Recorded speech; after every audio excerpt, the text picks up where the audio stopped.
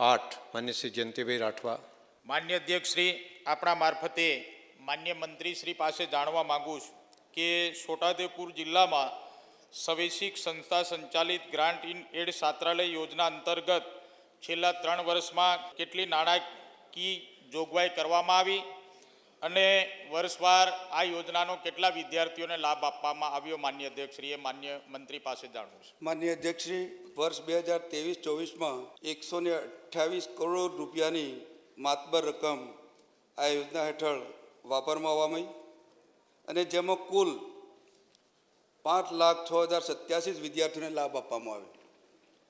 2024-25માં ઉક્ત યોજના હેઠળ 165.45 કરોડની જોગવાઈ કરવામાં આવી અને ટોટલ 47,555 વિદ્યાર્થીઓને લાભ આપવામાં આવ્યો.